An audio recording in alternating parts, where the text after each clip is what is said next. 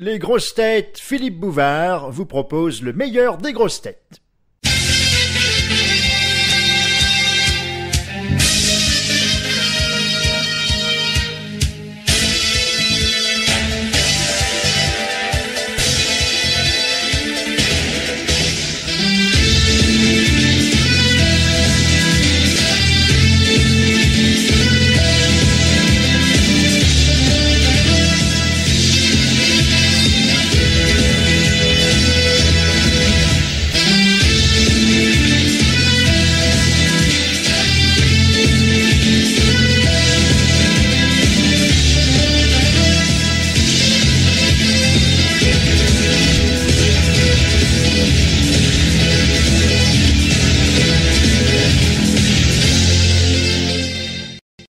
Bonjour, la femme la plus jolie, intelligente, la plus drôle et la plus mystérieuse des grosses têtes, Isabelle Mergo. Bravo, bravo, bravo.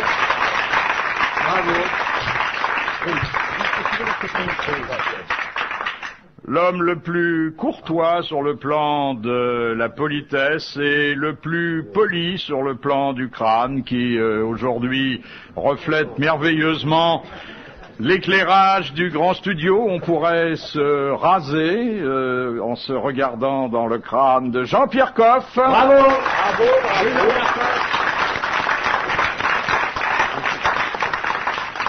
Et en les regardant tous les deux l'un à côté de l'autre, j'ai l'impression que dans le studio, on a installé un escalier à double révolution, car il y a une deuxième pomme d'escalier, en la personne de Guy Montagnier.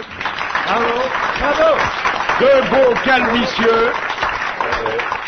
Mais d'ailleurs, si on se met l'un contre l'autre, regardez, vraiment très près de l'autre, vu de dessus, on dirait un peu les fesses de Claudia Schiffer. Et puis une très belle nature de cheveux, je ne veux pas vous donner des complexes, mais quelque chose qui, en dépit des années, reste extrêmement touffu, pas toujours bien entretenu, mais... non, c'est pas... Je veux dire, c'est quelque chose d'un peu sauvage. Mais c'est aussi ce qui fait le charme de l'amiral Olivier de Kersauzon. Bravo, j'adore ce mec. Touffu. Un peu, oui. Simplement, quand je passe ma main sur mon crâne, je pense à Olivier. Je me dis, si j'en avais des comme ça. Parce que je le vois quelquefois, vous voyez, il a une façon de passer les doigts comme ça. C'est pour rassurer les bêtes. Et c'est quand même pas mal, hein. Faut les rentrer au corral, là. Mais qu'est-ce qui vous coupe les cheveux, monsieur l'amiral? C'est moi, hein. Ah, c'est vous qui vous coupez les cheveux? Ouais. Ouais. Bah, vous donnez pas de pourboire la prochaine fois, ça vaut pas le coup, hein. Non, mais attends, je m'en fous de ce que tu penses, mais moi, c'est mes cheveux. Non, mais ça, c'est les vôtres. Parce que toi... C'est ma moumoute acrylique, non, je sais. Non, c'est pas ta moumoute, mais on n'est pas sûr que ce soit tes cheveux, parce que moi, c'est mes cheveux. Voilà. Vraiment. Et à mon avis, je crois que quand Martin parlait de ta moumoute acrylique, il était médisant. C'est des implants, mais c'est des implants. Oui. C'est pour ça qu'il a le nez de plus en plus gros. Première citation de Madame Bonpied de Bonneuil, qui a dit « Si toutes les femmes étaient fidèles, avec qui les hommes tromperaient-ils leurs femmes ?» C'est une femme qui a dit ça. Non. Sacha Guitry. Non. Ah, faut pas répondre à la question. Faut trouver le... Oui. Ouais. Je te laisserai la... Mort. Mort. Mort. Il y a longtemps. Il est mort il y a... Ah, il est mort, donc c'est un monsieur. Une vingtaine d'années. Un Français. Audiard. Français. Ouais. Non, c'est pas Audiard, qui est mort d'ailleurs moins... Pagnol. Non, Roussin. il n'a rien d'un académicien, c'était un non-conformiste. Blanche. Qui? Blanche. Oui, Francis Blanche. Bonne réponse de l'amiral. La fumée vous gêne, Philippe? Vous le dites, on est 4.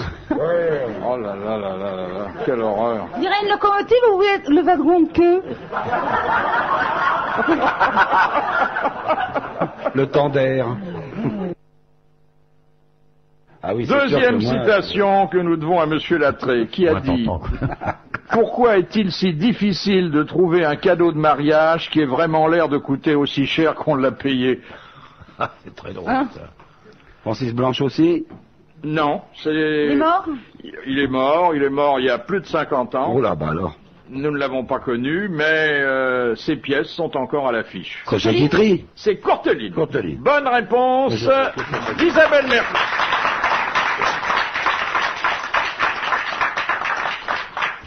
Pas lire. Ça va vite, hein, là. Ça Oh, mais... chapeau de roue, moi, j'ai même pas le temps de réfléchir.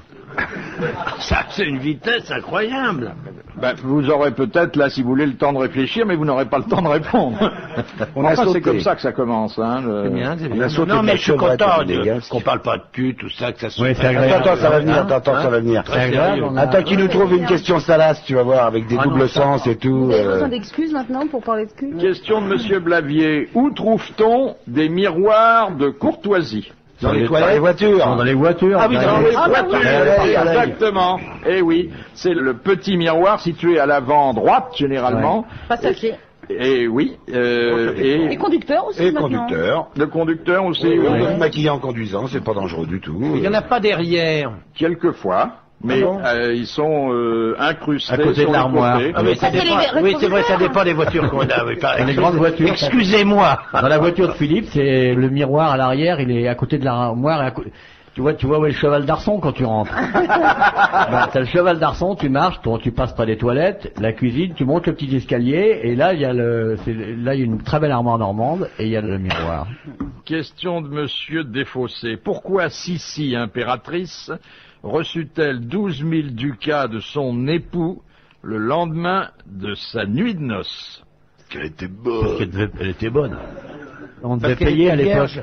Elle était vierge et c'était une indemnité de virginité. Ouais. Bonne réponse de Jean-Pierre Coff. On m'a très payé, on m'a injuste. payé un coca, c'est tout. Et moi, rien du tout. Un coca, toi? C'est tout. Mais c'était bien. Le coca? Oh. Non, le coca. Une telle vulgarité de t'offrir un coca, ça devait être un voyou. C'était un fauché. Puis il était peut-être pas sûr que je sois vraiment vierge. Ah, un incompétent. Mais c'était un usage tout à fait courtois que de... Hein? D'offrir un coca? Non. Donner 12 000 ducats à une dame qui vous avait fait don de sa virginité, on savait vivre en ce temps-là. Ah ouais. Ah oui, entre un coca et 12 000 ducats, c'est sûr qu'il n'y a pas photo. Question de Madame Corroyer de Dieppe. Que signifie le verbe encaquer? E-N-C-A-Q-E-R. Mettre en dans la caque, caque. mettre dans une caque, C'est-à-dire dans dans un un récipient. Voilà. Et alors ça se dit de qui? Des harengs. Des harengs. On met des harengs en caque. Et c'est-à-dire qu'on les sait, on les presse, on les sale, on les fume dans une barrique. Bonne réponse de l'amiral et de Guy Montagnier.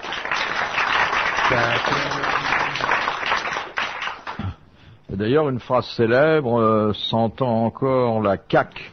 Ouais. Qu'est-ce qu'il faut penser des harengs en caque, Monsieur Coff? Moi, j'ai un souvenir de hareng extraordinaire. C'était dans une île qu'Olivier doit connaître. Au Danemark, c'est l'île de Bormol. Bormol. Bornmoth. Ça existe, ça?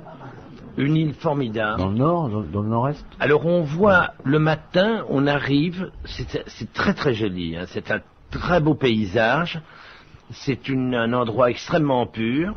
On va au port, on apporte des harengs à la fumerie. Et alors les harengs sont évidemment par des femmes nettoyés, préparés, tétés, désarrêtés, ouverts en deux et posés sur des sortes de tiges de bois, comme ça, des morceaux de bois, et sont portés à l'extérieur où ils sèchent. Et ensuite, on les met dans, quand ils ont pris l'air, tout ça, ça se passe dans la matinée, c'est rentré dans des cheminées qui sont chauffées avec du bois d'aulne, avec des personnages extraordinaires qui ont des sortes de grosses serpillières qui en même temps mettent de la fumée sur le feu. Enfin, c'est très étonnant. Et on sert ça avec du jaune d'œuf. L'île de Bornholm. C'est un tout petit endroit, absolument ravissant. C'est au-delà du délicieux, le hareng frais comme ça, juste fumé, servi tiède, sortant du four, et les gens viennent de partout, ils font ça... Il est servi dans la serpillière ou... Non. Bon, ne soyez pas toujours comme ça, cherchez-le. Non, il est servi dans une assiette, avec un jaune d'œuf et de la ciboulette, et c'est absolument délicieux. Voilà, point. Vous me demandez mon avis sur le hareng, je vous le donne, et ça ne justifie pas qu'on en rigole. Servi sur une serpillière. Pourquoi vous dites ça? Vous ricanez? Mais parce que vous nous avez dit que... N'oubliez pas qu'à l'intérieur du hareng, il y a des bouvards. Alors ne vous moquez pas, s'il vous plaît. Hein? Quoi, des bouvards? Oui, les bouvards sont des harengs qui sont vides. C'est pas vrai. Sans œufs, sans rien, sans aucun sperme. Voilà ce que c'est du bouvard. Du bouvard vidé de sa substance. Vous voyez ce que c'est? Alors, faites attention quand vous poserez des questions sur le hareng, de ne pas vous faire envoyer un bouvard à la gueule. Pardon de dire ça, mais en fait, je suis très méchant parce que les bouvards, ce sont justement quand ils sont pleins, remplis de sperme juteux, de semences délicieuses. Ah bah vous portez bien votre nom alors. Je vous les présente. Je vous rappelle que la vache bouvarde est une vache qui a beaucoup de tempérament. Elle est pas folle, la vache bouvarde. Elle est pas folle. C'est pas un sujet. Elle est pas folle. Question de... Question de Madame Marie de Hardre. Qu'est-ce qui remplace une étoile qui meurt? Un trou noir. Un trou noir. Bonne réponse de Guy Montagnier. Un trou noir. Oui, c'est l'effondrement gravitique sur elle-même qui entraîne cette naissance d'antimatière. Dans la gueule. Et toc. Question de Monsieur Sultan. Qu'est-ce qui fut inventé pour dissimuler la grossesse de l'impératrice Eugénie? Eh ben, Une robe. les robes en cuir. La crinoline, il l'a dit. Bonne réponse de l'amiral, mais c'est Isabelle Mergot qui a fait le geste. Ah, je sais pas, vous appelez... père de l'enfant qui a fait le geste. Ça, c'est les deux copains qui croisent une fille comme ça, une portugaise qui marche comme ça, sur les Champs-Élysées. Très jolie fille, mais elle porte une robe comme ça, bien large. Alors il fait, ah, dis donc, t'as vu la robe à baleine? C'est pas une robe à baleine, c'est une robe à crinoline, ça. Mais non, c'est une robe à c'est des baleines. Non, c'est une crinoline. Mais si, c'est des baleines ou du panier. Non, je te dis c'est une crinoline. Oh, bon, on va lui demander. Pardon, mademoiselle, oui, qu'est-ce que vous voulez savoir? Votre robe, là, c'est quoi qui a fait gonfler? Baleine ou crinoline? Non, non, je me crêpe le poil.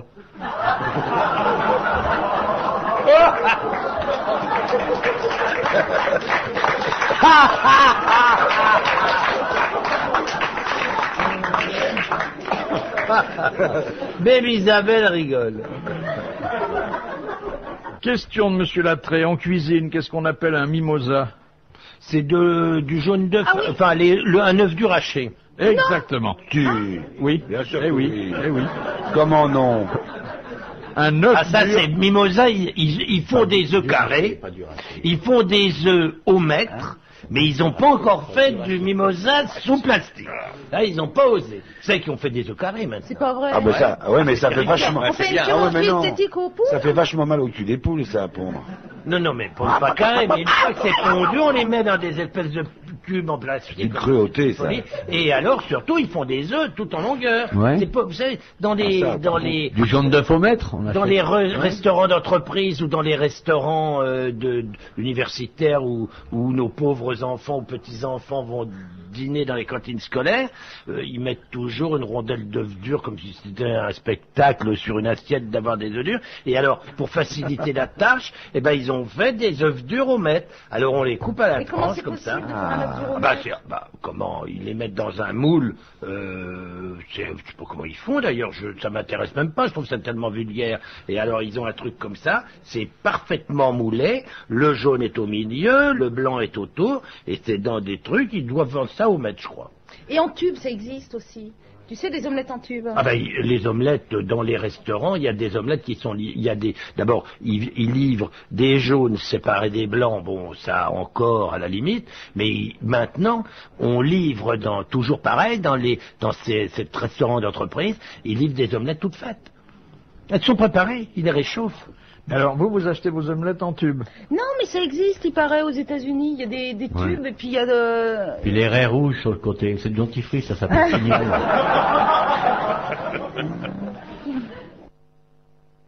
Question de Madame Pruvot. Qu'en dit-on d'une indisposition qu'elle est gravidique? Ça par rapport. Qu'elle pèse, gravisse le poids. Alors, effectivement, c'est l'étymologie originelle. Quand on a mangé quelque chose qui passe pas? Non, non. On dit d'ailleurs de certains animaux qu'ils sont gravides.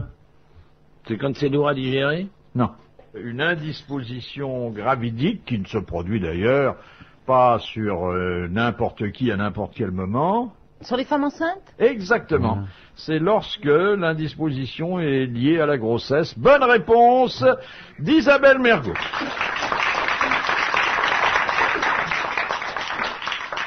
C'était pas facile, hein? Non, ça c'est vrai, il faut le reconnaître. Surtout quand on n'a jamais été enceinte. Ah oui. Bon, pourquoi tu me balances ça comme ça, d'un air un peu méprisant? Ah, c'est pas méprisant du tout, c'est au contraire très admiratif. Pourquoi tu ne pas être admiratif ni méprisant? C'est Tu un aurais été état. enceinte et que tu aurais eu une indisposition gravidique, tu aurais pu te Dick. Comment vous dites? Reverse. Dites. C'est pas ça la question, hein, pardon. Enfin bon, débrouillez-vous avec ça. C'est ce que je veux dire. On ne sait pas si elle n'a pas été enceinte. Hein? Si, je le sais. Non. Votre teckel, comment vous l'avez eu? Mais je suis pas de teckel. Qu'est-ce que c'est comme Des chien? chats. Un labrador. Ah si, un labrador. Un labrador. Mais tu le sais pas, putain. Mais je croyais que t'avais des Alors chats. tu fais semblant de t'intéresser à ce que je dis, c'est ça, hein, comme la plupart des gens. Hein. Qui vous regardent droit dans les yeux, qui font oui de la tête, et puis tu t'aperçois que pouh, Ah, ça va pas ça bien. passe au-dessus. Mais non, je croyais que tu n'avais que des chats. Non, mon labrador s'appelle Fivette. Fécondation in vitro, transplantation embryonnaire, je l'ai déjà dit. Ah non, tu l'as dit à quelqu'un d'autre. Ah non, tu me l'as jamais dit, sinon tu penses bien que je m'en souviendrai. Si, puisqu'on a parlé de ton chien aussi. Ben, en ce moment, je peux te dire qui que... commence par un F comme Fivette, on l'a eu ensemble. Enfin, pas En ce ensemble. moment, moi, c'est pas d'in vitro. Ma petite jolie et Fairbanks, là, c'est pas d'in vitro, je peux te dire. Ah, ils se sautent dessus. Ah, comment? Bah, c'est des bêtes. Féconder in vitro, ça Et veut pas elle dire est- qu'on a fait l'amour dans une Ah, église. comment hein. elle est formidable. Rien à voir. Et elle est... Mais pourquoi tu veux avoir des chiots? Oui, j'en voudrais, oui. Écoute, elle est tellement jolie, lui est tellement beau que c'est dommage de ne pas leur faire d'enfants. Et alors, faut les aider, hein. Ah oui. Ah ouais. Bah oui, ils sont très très longs, je vous ai dit, c'est des basséount. Alors, Ah. évidemment, normalement, le chien prend la femelle par la taille. Oh oui, par la taille. Bah oui, à la hauteur Ils vont du se héron. promener au clair de Non, lune. mais non, pour la prendre. Ah, pardon. Il prend les pattes avant, on serre la taille de l'animal. Et là, ils sont tellement longs, c'est pas que M. Fairbanks aurait un sexe trop court, c'est pas ce que je veux dire, au contraire. C'est que la femelle a le cul trop loin. Mais tu vois, comme c'est des animaux extrêmement longs, alors il faut le prendre délicatement, et puis dès l'instant où on sent une sensibilité érectionnelle, alors à ce moment-là, on Comme le... c'est bien dit. Une c'est sensibilité érectionnelle. Et alors on le tire, on prend les pattes, et on les En plus, met il tire son sur chien. les pattes sur les pattes avant de la femelle, et alors à ce moment-là, il trouve effectivement le sexe de ma petite jolie, Oh. et on guide évidemment d'une main délicate, et on lui permet de s'introduire plus facilement. Ah, tu fais ça? C'est toi qui le fais? Bah bien sûr. Ah ouais. Et après, on les C'est fait mon bouger. chien. On les fait Pas bouger. des- Ah oui. écoute, Est-ce qu'il faut les faire bouger? ah non, une fois Ils bougent tout seuls. dans une situation coïtale, on faut les laisser faire. Il lui paye un coquin après? Mais alors, est-ce que là, chez vos animaux, la sensibilité érectionnelle débouche toujours sur la situation coïtale? Ça débouche la chienne, Ah, surtout. il débouche, oui. C'est style à la queue en tire-bouchon, hein. Non, mais si vous n'étiez pas là, par exemple, Oui, si t'étais Bah pas là. si j'étais pas là, il serait sans arrêt sur elle. Et- téléphonerait à Evelyne Leclerc, peut-être, puisqu'elle a un serveur maintenant. Si vous n'étiez pas là, je se marrerais beaucoup plus. Et pourquoi tu lui montres pas, carrément? Comment je ne montre pas? Comment faut faire? Mais vous avez des journées qui sont très Entre les- occupées, oui, finalement. entre les asperges, entre Le les matin, asperges, la le toilette sexe. intime des asperges, l'après-midi, la copulation des chiens. Et après, coucou le drap!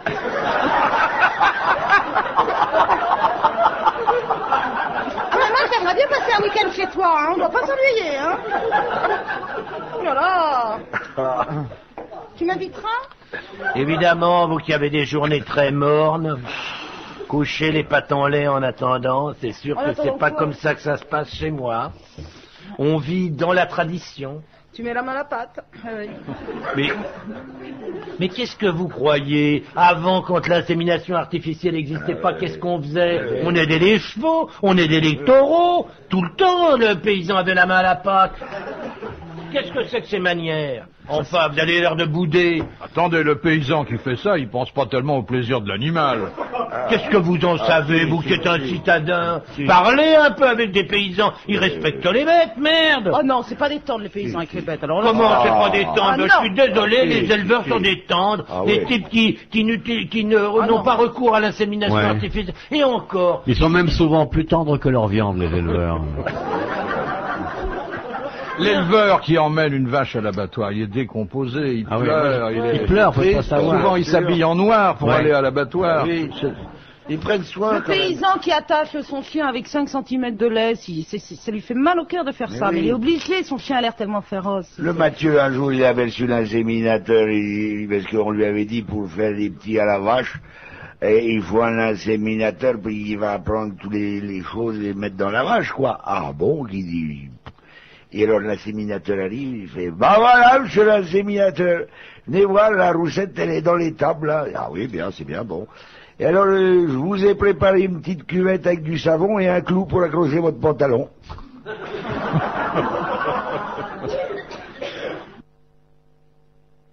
Question de Madame Toulousian. Qu'est-ce que le mâchon? c'est le casse-croûte de 10 heures dans la région lyonnaise. Bonne réponse de Jean-Pierre Coff. C'est exactement ça.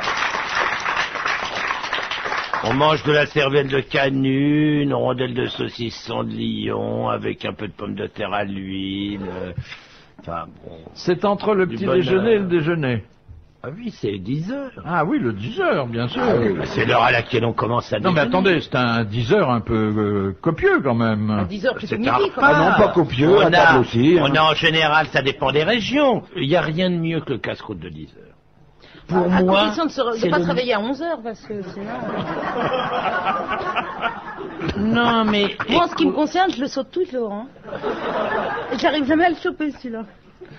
Tu te lèves à 6 heures du matin, tu prends une tasse de café, un bout de pain, un machin Ou un comme petit ça. vin blanc de... Non, non, non, non, non, non, non, mais non, mais Petit vin non. blanc, c'est quand t'as à conduire. Non, mais ça, Quand t'as de la route vous à voyez, faire. vous tombez tout de suite dans l'excès. C'est pas, on prend un thé, un café, enfin ce qu'on veut le matin. De thé de préférence, le café, en tout cas pas de lait dans le café. Et puis, vous vaquez à vos occupations, vous allez vous promener. Par exemple, vous baladez vos chiens, et puis vous attaquez le casse-croûte de 10 heures. Ah, quel bonheur. Et ça vous coupe pas l'appétit pour le déjeuner? Ah non, vous déjeunez vers Il une fait heure. un trou normand à 11h. Non, mais tout ça, c'est... Vous voyez bien, vous n'avez pas le sens de l'existence, de la vie. C'est formidable. Vous prenez un petit bout de lard froid. Vous avez, imaginez que vous ayez fait une potée au chou. Il vous reste un bout de saucisse de morteau, un morceau de lard Ça, si froid. j'ai fait une potée au chou la veille, je suis encore sous mon drap, hein. Vous la mangez à quelle heure?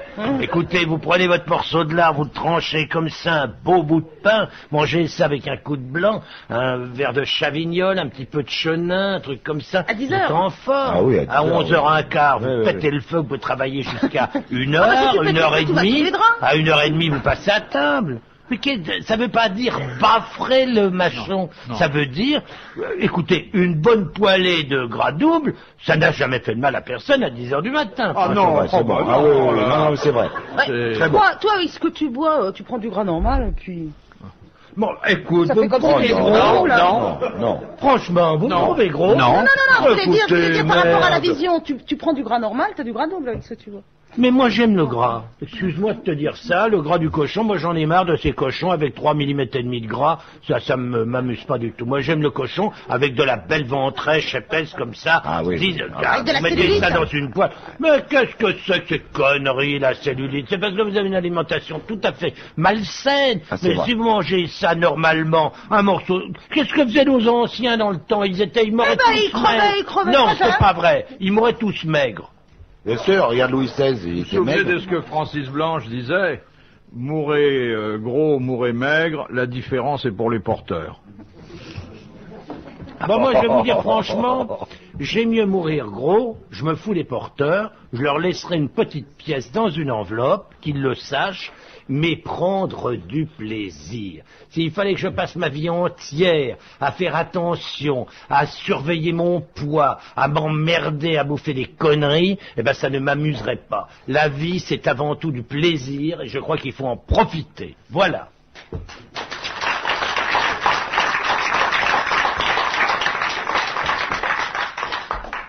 Mais vous en profitez vous-même, Mais vous êtes un homme heureux. Oh, mais attendez, je me suis bien gardé de vous contredire. Ah bon. Heureux. Oui, mais vous n'avez pas abondé dans mon sens. On peut ne pas être drogué et être un disciple d'Épicure. Ah. Ah, ça c'est très subtil, oui. Bien riche.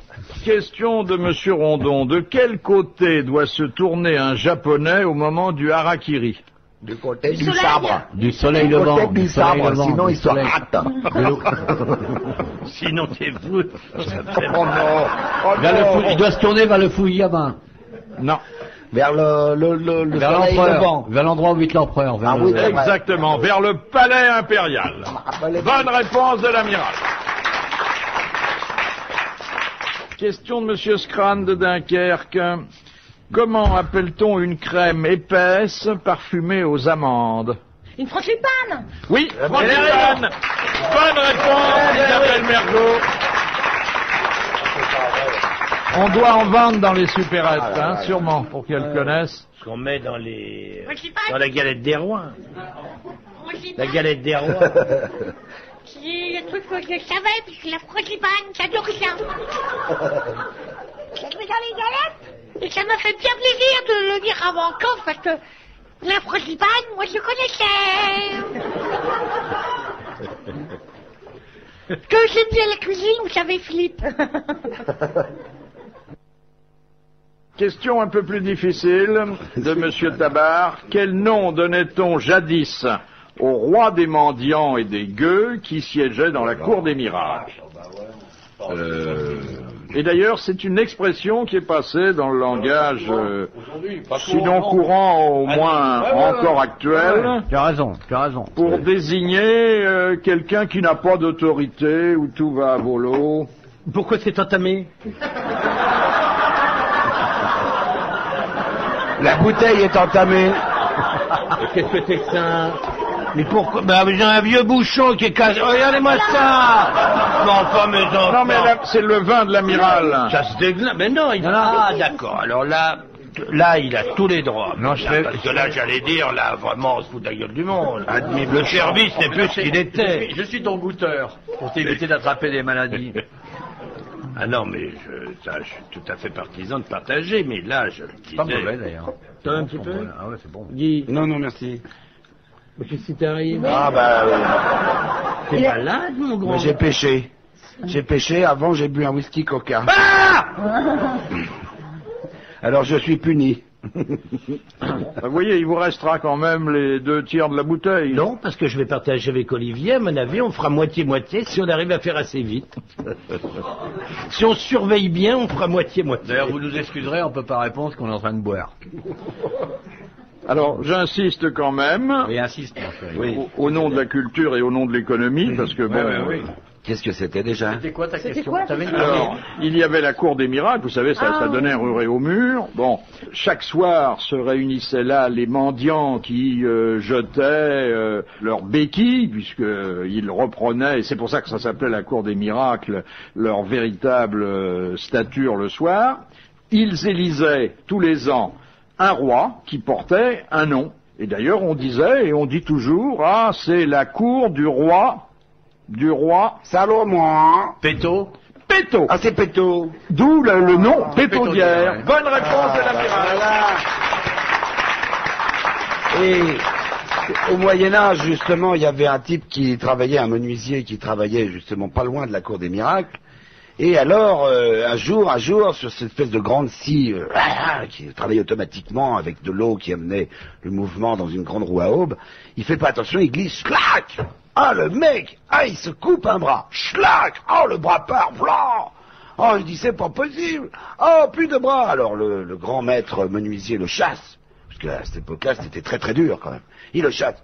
Va-t'en ailleurs, Marot, tu trouveras du travail ailleurs, tu iras mendier à la cour des miracles. Il essaye de mendier, mais la concurrence est rude par là. Alors, il peut plus aimer, il peut plus boire des coups avec ses copains. Aimer, enlacer une fille avec ses 2 bras, impossible. Un seul bras, elle se fout de sa gueule. C'est terrible. Alors il décide de se donner la mort. Alors, il monte dans le grand clocher de Notre-Dame, un des 2 grands clochers de Notre-Dame. Et puis il est là, au-dessus du vide. Oh, je vais me tuer, je vais me jeter dans l'île. Et à ce moment-là, il voit en bas un type totalement manchot, qui n'a pas du tout de bras, qui est en train de se dandiner, qui danse. Oh, mais qu'est-ce qu'il fait? Il n'a pas de bras du tout, il danse, il est heureux. C'est extraordinaire. Et moi, j'ai qu'un bras en moins, et lui, il a les 2 en moins, il est heureux, et moi pas. Ah, cet homme vient de me sauver la vie. Oh, je vais descendre, le serrer dans mes bras, enfin dans mon bras, l'embrasser. Oh, c'est fabuleux. Oh, il descend. Il voit ce pauvre manchot qui est en train de danser. Oh, merci monsieur. Quoi, merci monsieur, quoi. Ah ben, je vous ai vu danser, c'est une merveille, vous m'avez sauvé. Danser? Ben oui, vous dandinez. Je danse pas, je me gratte.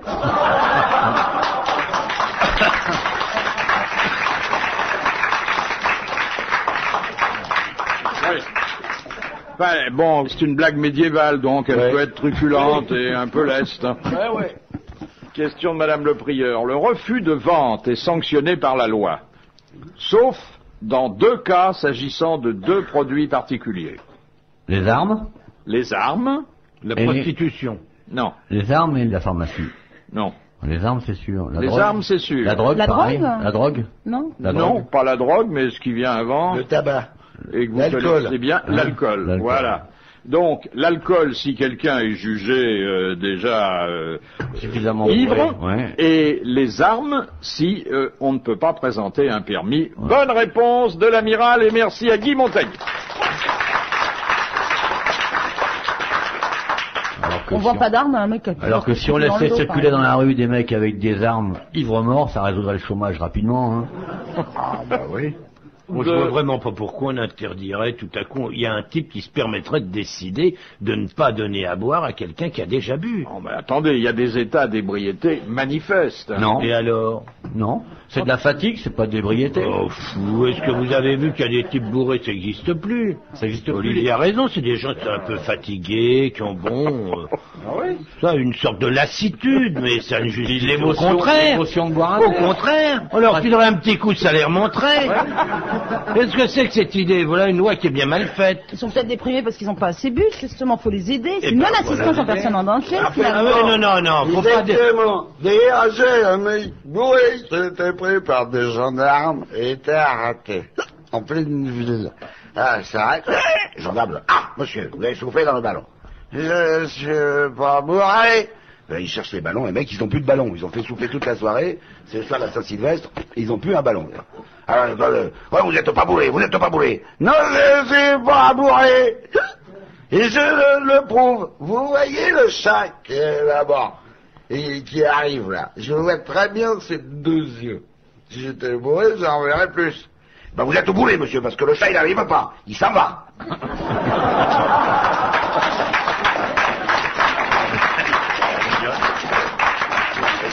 Je crois que, permettez-moi, mais je la connais depuis ma plus tendre enfance, il faut ajouter « il s'en va, la queue en l'air ». On avait compris. Ah oui, mais il n'y a pas besoin de préciser, tout le monde a compris. Oui, c'est ce qui est officiel, mon cher Philippe, vous n'avez pas tort. Vous n'avez pas tort. Mais, quoique son histoire est très bonne. Touchez ma bosse, monseigneur. Question de Monsieur Pontel. Pourquoi Saint Jean-Baptiste peut-il être qualifié d'acridophage? Parce qu'il mangeait quelque chose. C'était quoi, acrido? Qu'est-ce qu'il a mangé dans le désert? Des grillons, des criquets. Oui, exactement. Il a des sauterelles et des criquets. Bonne réponse de Guy Montagnier. Et après ça, il a traversé tout le désert en sautillant. Vous avez déjà mangé des criquets, Monsieur Coff? Non. Non. Et des sauterelles? Non. Non, j'ai mangé des fourmis, mais pas de... T'as mangé des fourmis, mais oui. pourquoi? Au chocolat, c'était Consolé qui faisait ça. Oui, oui. Des Fourmis au chocolat, des fausses fourmis alors? Non, des fourmis qui étaient... Trempées dans le chocolat? Trempées dans le chocolat, oui. Elles adorent d'ailleurs, hein. C'est pas mauvais. Mais ça doit être minuscule alors. Il y a des grosses fourmis. Comment s'appelaient tes fourmis? Les fourmis mambala. Eh ben oui. Trempées dans le chocolat. Des grosses fourmis. Il n'y a plus de chocolat que de fourmis, ça croque un peu sous la dent, comme si on avait un petit bout de petite crotte de nez à l'intérieur. Oui, c'est ça, ça doit ressembler à des petites crottes de nez. Petite noisette, non, une petite noisette, un petit bout croquant, comme ça, c'est pas mauvais. Enfin bon, il n'y a pas de quoi se relever. Et la sauterelle frite avec une petite grimiche? Pas eu ça. Ah, c'est bon, hein, ça croque sous la dent. Ça doit être, on pourrait manger des pâtes arrière de sauterelle comme des grenouilles, ça doit être, c'est de la même taille, la belle grosse sauterelle. C'est bon, puis c'est bien juteux à On l'intérieur. ferait ça, et des cuisses de sauterelle poulette. Le plus avantageux, c'est l'araignée quand même, il y a 8 pattes. Hein. Oui, mais elles ne sont pas toutes charnues. Ah, ça dépend. Ah, parfois, il y Ça a des gros dépend. bites bleus, là, bien huileux et tout. Il y a des grosses araignées. Ça croque sous la dent, ça. La grosse Ah, araignée. Ouais. Oui. Ah, et pourquoi pas. Il y en a, on en mange des fois sans le savoir, hein, quand ça traîne dans une mauvaise sauce. Les Attends, c'est amygdales. rare, hein, c'est rare, une araignée dans une sauce, ça se voit quand même. Oh bah il y a bien des mouches des fois dans une salade ou un truc comme ça. Vous devriez changer de restaurant, hein. Un gros corps noir et des pattes pleines de poils entourées d'une toile, migale. Jolie chanson. Vous surveillez, vous, la propreté des endroits et l'hygiène du personnel? Vous êtes attentif Alors ça va vous paraître très bizarre ce que je vais vous dire, mais moi quand je vais dans un restaurant, je regarde les chaussures, car je pense que si un maître d'hôtel ou un serveur c'est vrai que ça c'est pas courant, mais moi j'aime que les chaussures soient cirées, parce que ça prouve que le reste peut être propre. Puis les mains, évidemment, s'il y a un ongle noir, alors là, moi ça me répugne. Je trouve que c'est le minimum du minimum. Moi quand j'avais des restaurants, je leur fais passer des revues. Je les mettais en revue et je regardais les mains, pour voir que les ongles soient bien brossés. C'est le minimum qu'on puisse exiger, et surtout le dessous de bras. L'odeur de l'aisselle. Quand un type t'amène un plat et qu'on en met plein les trous de nez avant de goûter la sauce, ça c'est épouvantable. Oui, mais ça, c'est un minimum. Non, mais les ongles noirs. Ne crois pas ça, ma petite fille, ne crois pas ça. Ça existe dans des très belles maisons où le maître d'hôtel, le directeur de salle ne surveille pas l'hygiène de son personnel et où on a quelquefois des effluves qui t'arrivent dans le nez. Ça, c'est épouvantable. C'est pas que dans les gargotes, hein. Il n'y a pas que dans les fast burgers, là. J'imagine Jean-Pierre le matin passant la revue de détail, une douzaine de petits commis le bras levé, et lui passant sous chaque aisselle pour renifler. Qu'est-ce que c'est que cette aisselle de merde? Va falloir nettoyer ça au Pexcitron. Mais pourquoi au Pexcitron? Parce qu'avec Pexcitron, les aisselles étincellent.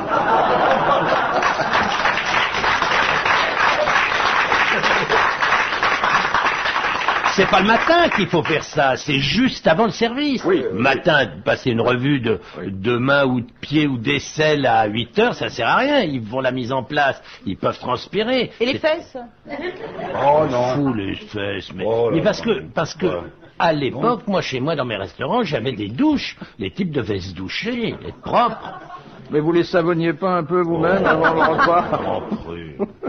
Dans mon restaurant. Et combien même je les aurais savonnés, qu'est-ce que ça peut bien vous foutre, hein? C'est mon affaire et c'est ma vie privée, ça vous regarde pas. Ce que je vous demande, moi, si par qui vous faites savonner, ça n'intéresse personne. Non mais attendez, il n'y avait aucune connotation. Non, mais quand bien même il y aurait une connotation, j'aime mieux prendre les devants et vous dire que vous n'avez pas à vous occuper de ma vie privée. J'ai jamais dit que vous preniez le devant ou le derrière, hein, je dis... Et quand bien même je prendrais et le derrière et le devant et en même temps, c'est mon affaire et pas la vôtre.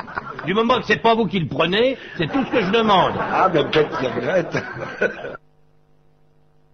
Moi, ce qui me terrifie quand on est dans un restaurant comme ça, un peu douteux et qu'il fait très chaud, c'est les plats en sauce. J'ai toujours l'impression qu'il y a plus de sauce l'été que l'hiver. Je sais pas si vous comprenez ce que je veux dire. Comme le mec qui arrivait dans une gargote comme ça avec son pouce dans la purée. Oh bah écoutez garçon, qu'est-ce que c'est pour mettez votre pouce dans la purée? Bah j'ai un panari alors je tiens au chaud. Enfin écoutez, vous pourriez quand même le mettre ailleurs. Ah bah c'est ce que je fais entre les plats. Là on peut pas aller plus loin.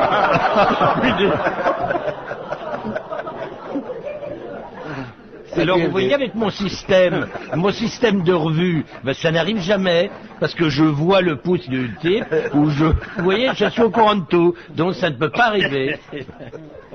Mais vous savez, la nature est faite de telle sorte que si vous êtes propre quelque part, vous êtes propre partout. Il n'y a pas un type qui se nettoie à un endroit particulier et qui laisse l'autre partie souillée. Quand on est propre, on est propre. Ah oui. On est propre partout. Il n'y a pas quelqu'un qui... c'est très rare, enfin ça peut arriver, mais les gens qui se parfument élégamment et sur de la transpiration, en général, ça n'arrive pas. Non. Regardez, au temps de Louis XIV et même de Napoléon, Ah non, mais écoutez, on se parfumait parce qu'on ne se lavait Je jamais. me permets de vous signaler que ces temps-là sont écoulés quand même. Hein, on va pas faire de comparaison à 4 siècles d'écart. Moi, ça m'inquiète toujours dans un restaurant, lorsque je vais aux toilettes, c'est occupé, la porte s'ouvre et c'est un des gars de la cuisine qui en sort. Je me dis, est-ce qu'il s'est lavé les mains ou pas? Ça me fait toujours peur. T'as qu'à attendre et tu vois s'il se lave les mains. Ben non, parce qu'il sort et il va directement en cuisine. Maintenant, Merde. écoute, si tu fréquentes des établissements convenables, le personnel n'utilise pas les toilettes des clients. Ils ont des toilettes indépendantes dans les offices. Quand tu es en tournée, tu vas pas toujours que il n'y a pas toujours Encore le que personnel, bon, vous pouvez un peu vérifier, mais les mouches, Ah. elles vont d'un endroit à l'autre, il n'y a rien à faire. Une mouche qui a des pattes propres, elle a forcément les fesses propres. Hein. Elle est propre de partout. Une mouche qui est propre et qui vient se poser sur votre plat, c'est pas grave. Hein. Regardez-lui les pattes. C'est l'histoire du type qui appelle le garçon, il vient presque de finir son potage, et puis il appelle le garçon, il dit il y a une mouche au fond. Alors le type regarde, effectivement il y a une mouche, et le type met la mouche de côté, et puis il dit qu'est-ce que je peux faire? Il dit apportez-moi du jambon de pays. Alors on lui rapporte du jambon de pays, et puis il le mange presque complètement, et puis il dit au serveur il y a encore une mouche. Et puis ça dure comme ça. Alors à un moment, il y a le voisin qui est à côté, il lui dit pardon monsieur s'il vous plaît, la mouche, est-ce qu'elle est libre? Elle est mignonne. Et le Suisse qui est dans un bar à Paris, ça. Du coup, il y a une mouche. Tourne, plouc, tombe dans sa bière. Alors, il attrape délicatement la mouche par les ailes et il lui hurle dans la gueule. Recrache ce que tu as bu!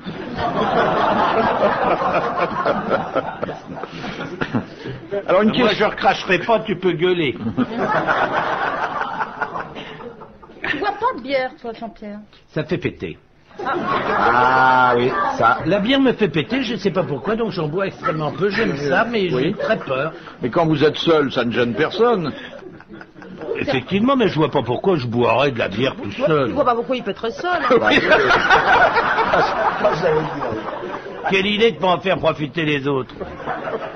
Un petit solo. Ça vous fait pas péter la bière, vous? Oui, Philippe, ça vous fait pas péter la bière? J'en bois très peu. Mais Ah, je aussi, trouve que c'est bon, mais pas pour cette On n'a jamais dit que raison-là. vous pétiez beaucoup. Mais même l'artichaut, le chou-fleur, ces trucs-là, ça vous fait pas péter? Non, non. Mais qu'est-ce qui vous fait péter, finalement? Le gros haricot. Ah, le lingot. Le lingot, le soisson. Oui. Ah oui, ça, le soisson. Ah oui? Et vous aimez malgré tout le cassoulet? Vous vous rendez compte la conversation qu'on a devant 2 700 000 personnes, hein. Parce que vous croyez que sur les 2 700 000, il n'y en a pas 2 600 qui pètent aussi, à votre avis? Hein? C'est un truc qui intéresse tout le monde. Là, c'est vraiment une drôle d'idée. 2 700 000 personnes, on peut pas parler de paix, alors que tout le monde pète. C'est un truc qui arrive à tout le monde. Si. Soyez pas bégueule comme ça. On peut éprouver un certain plaisir. Hein. C'est pas être complètement impoli que de péter. J'ai remarqué déjà que le type qui pète, il rote pas. Ah ben non. Oh, mais il peut pas tout faire, il est occupé d'un côté. Jolie observation. Ce serait pas très élégant. Mais on pète immédiatement après ou faut un temps de digestion? Ça digère. Faut d'abord que ça fermente, ma petite fille. Ça fermente au bout de combien de temps? 3-4 heures. Eh ben alors tu peux très bien boire de la bière avec des amis et rentrer chez toi. Tu sais que tu pèteras pas avant 3-4 heures. Ah oui, mais t'es pas obligé de te défoncer.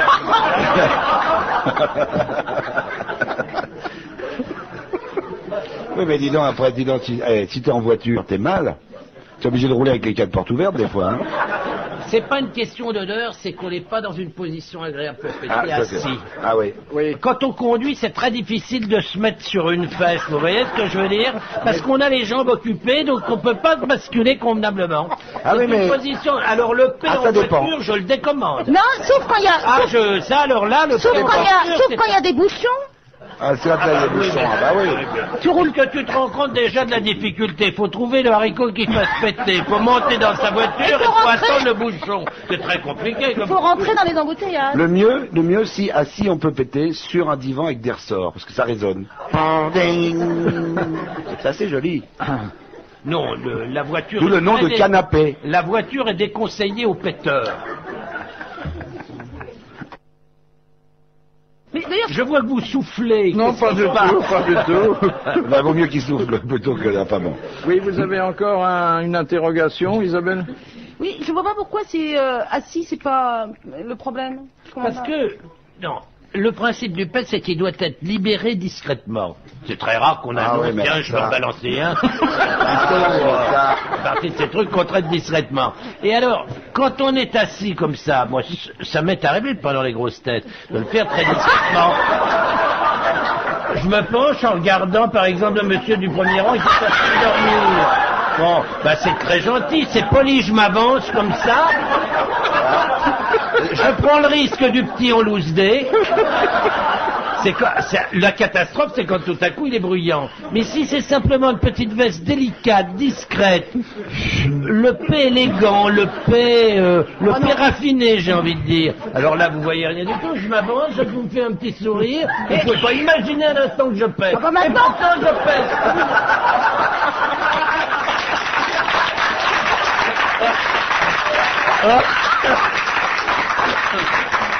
Et si avec un peu de chance, il y a Castelli à côté, on peut tout lui attribuer. Non, mais il faut prendre ses responsabilités en face de ça. Derrière ça, parce que c'est derrière. Moi, je suis tout à fait partisan, quand on l'a lâché, de l'assumer. Alors, comment l'assumer? C'est super extraordinaire, il vient... Vous dites pardon. Oui.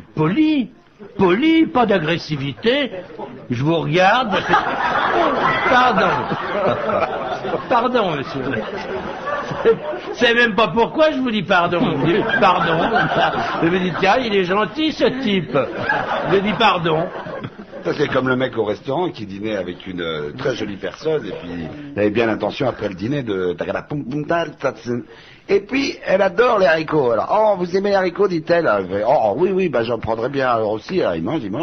Et puis, à un moment donné, il sent que... ça vient. Alors, discrètement, comme tu dis, il lâche une petite veste silencieuse. Malheureusement, ça schmoute un max. Il y a une escadrille de mouches qui pique. Mais alors, comme il voit qu'à côté, il y a une brave vieille dame qui est avec un petit pékinois vraiment très très laid, et qu'à côté, oh, ce chien, puis alors il l'attire discrètement avec un bout de couenne de jambon, viens là, il pue, il est pète ce chien, c'est épouvantable, excusez-moi mademoiselle, vraiment ce chien est immonde. Alors la vieille qui est à côté, viens ici, viens là, viens ici.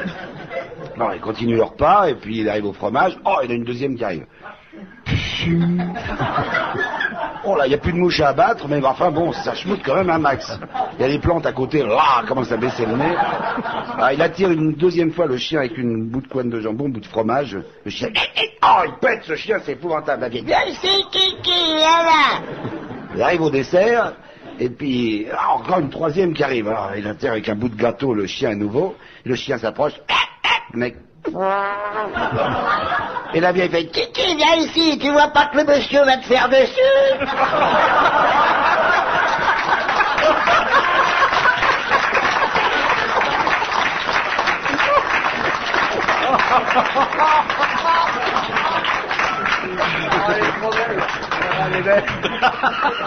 Vous voyez quand même que ce sont des sujets qui attirent forcément des histoires amusantes. Oui. Quand vous nous posez une question sur Ramsès, c'est difficile de parler des faits de Ramsès. T'as jamais vu une momie pétée? Alors que là... Jamais vu une momie pétée. Cette histoire-là a même fait rire Isabelle, qui traditionnellement ne rit jamais quand on raconte une histoire. Et là, peut-être un souvenir. Non. La volupté, finalement, c'est de péter tout seul, dans ses draps, et la tête dans les draps. Vous n'avez jamais fait ça? Je ne vous crois pas. Je ne peux pas imaginer être le seul mec à faire ça dans ce pays.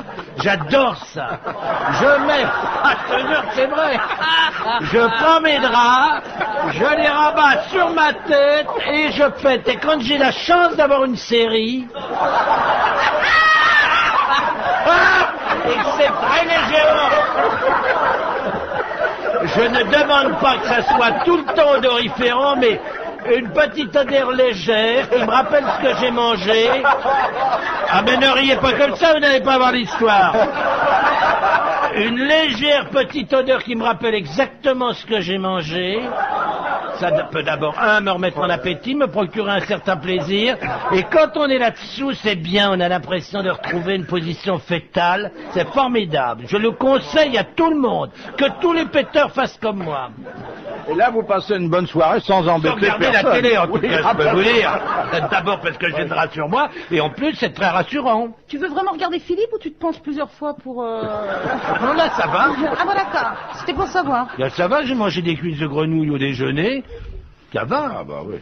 Mais ça doit être amusant quand vous êtes tout seul dans votre lit comme ça. Et Bah, que... venez voir un jour. Quand il y en a pour un, il y en a pour deux. Hein. Ça, il sait recevoir. Hein.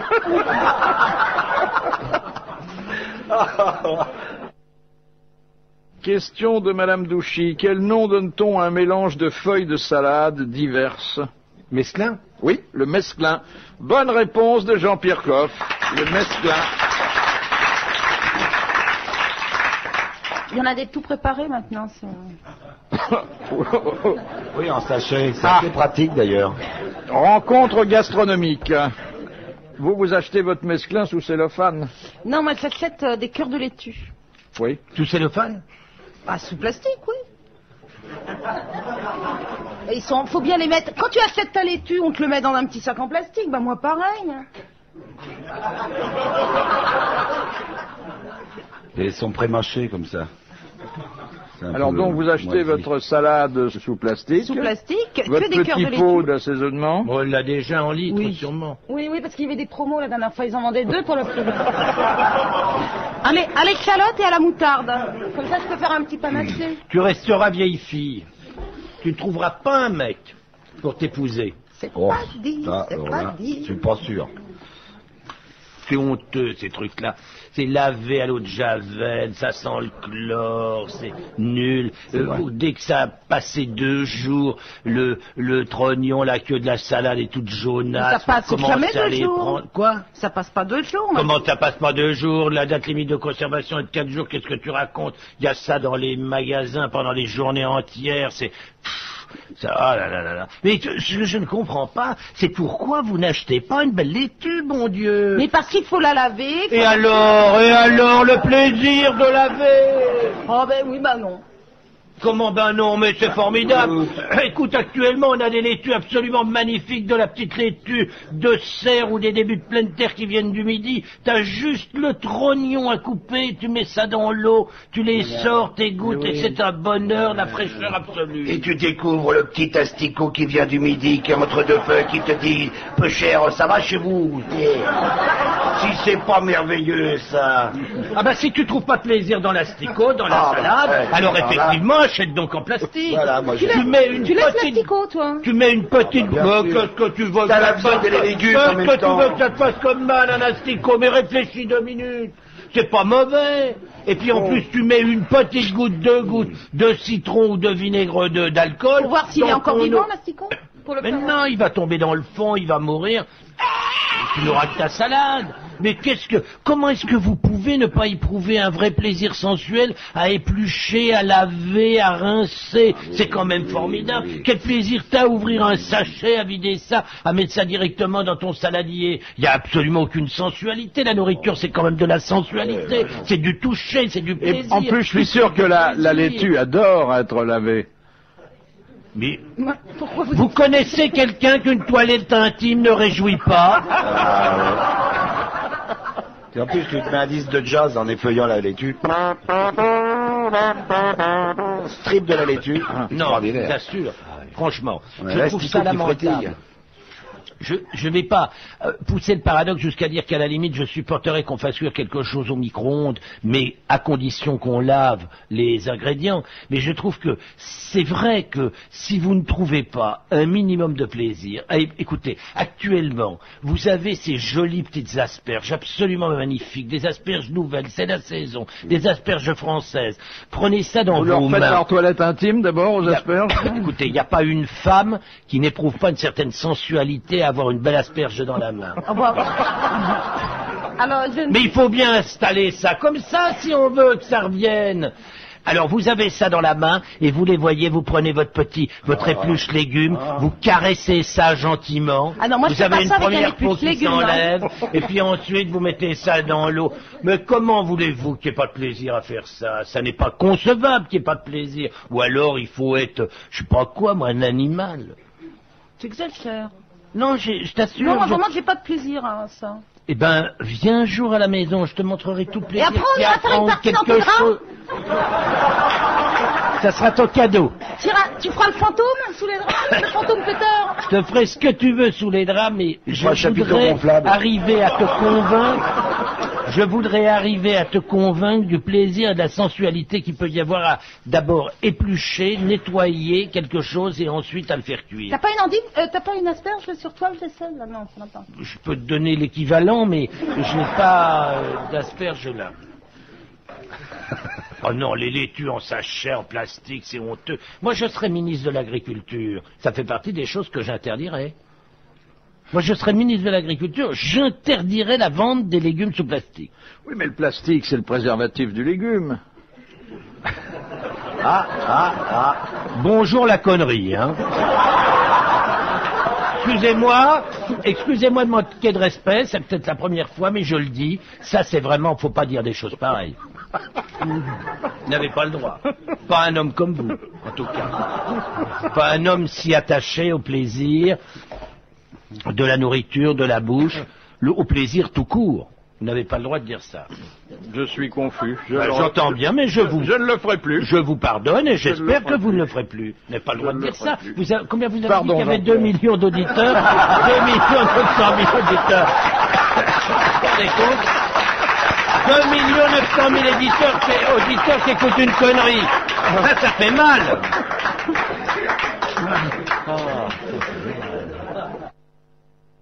Question de Madame Clavreul de Laval. Qu'a inventé Marie Harel en 1780? Camembert.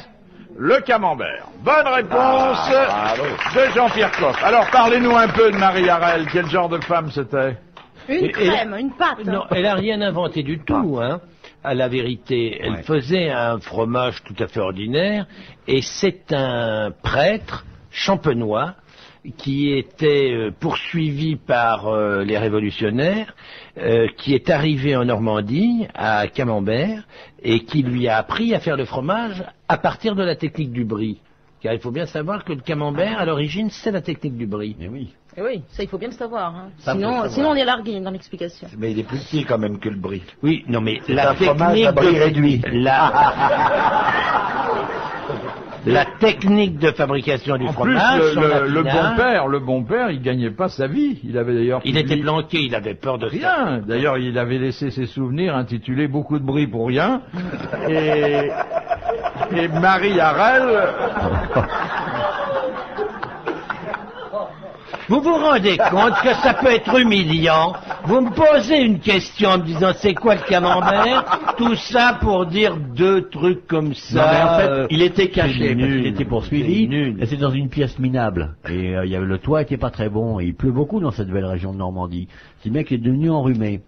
Et un jour, elle est rentrée, la brave jeune femme, et elle l'a vu près de son fromage, mais il était à genoux, parce que c'était l'heure, et il dit, qu'est-ce que vous faites? Il dit, je brille.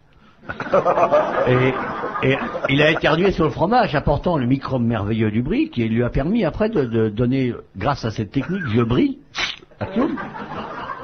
Le glavio est tombé sur le camembert, et tout à coup, ça s'est animé de minuscules animalcules, à peine percevibles par l'homme, mais qui, grâce au microscope, peut distinguer tous ces petits animaux qui se baladent à l'intérieur de ce fromage. Alors quand après, elle est rentrée chez elle, elle a dit à son mari, tu sais, on a une nouvelle technique pour le fromage. Et il lui dit, oh, c'est louche. Et c'est pour ça qu'on dit Camembert à la louche. En fait, ça c'est une des versions, parce qu'il y a une autre version aussi qui dit que cette brave femme avait fait du beurre en la baratte comme ça. Elle l'avait mis, en attendant, dans un petit coin, puis il l'a oublié. Et un jour, le beurre avait tourné et s'était transformé en fromage. Et qu'a-t-elle dit? Elle a dit, oh, Camembert. D'où plus tard le nom Camembert. Ah ouais, Et moi, je vous dis, et merde.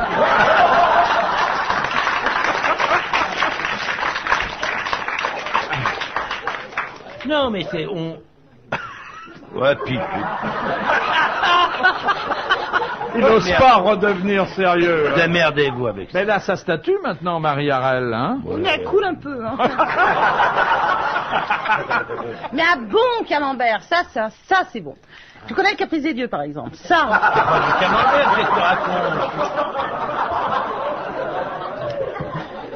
racontes? Caprice des vieux. Caprice des Dieux, c'est pas du camembert, c'est un fromage industriel. Oui, c'est vrai que ils essaient en Italie de le mettre dans des boîtes en bois. Vous savez, c'est une invention qui n'a rien à voir avec Marie-Arelle, la boîte en bois. C'est postérieur. Marie-Arelle, elle mettait dans quoi? C'était des fromages qui étaient Dans vendus. son postérieur.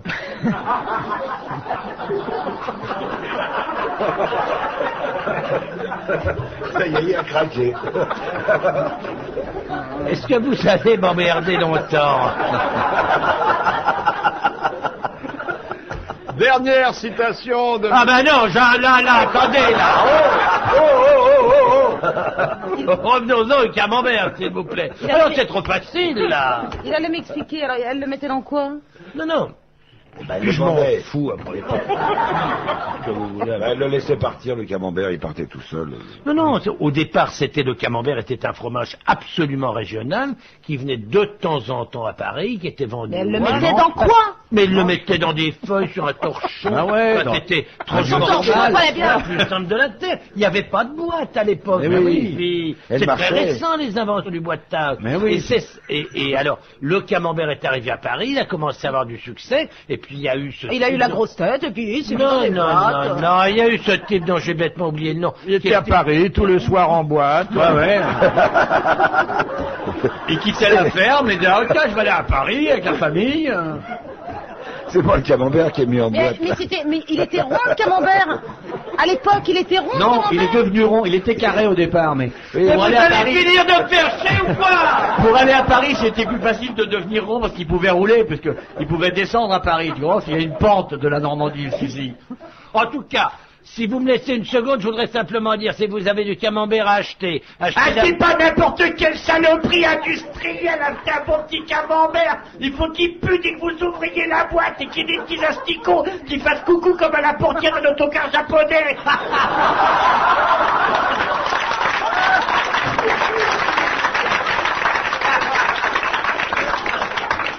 Je profite juste une petite interruption pour dire, achetez-le d'origine de Normandie, achetez-le au lait cru, et puis après ça ira très bien. Voilà. Dernière... Achetez ce que vous voulez finalement. Un dernier mot, le camembert ne fait pas péter.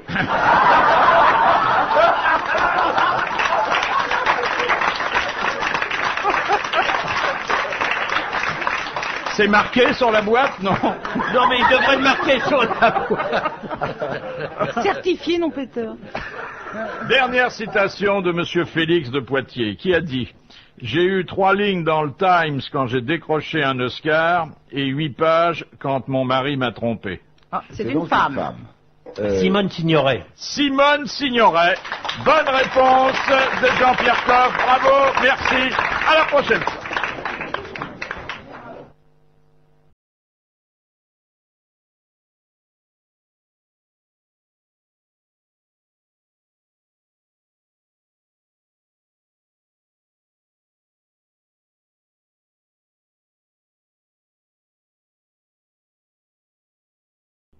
Les grosses têtes Philippe Bouvard vous remercie de votre écoute. Les grosses têtes de Philippe Bouvard, tous les jours de 16h30 à 18h, c'est sur RTL.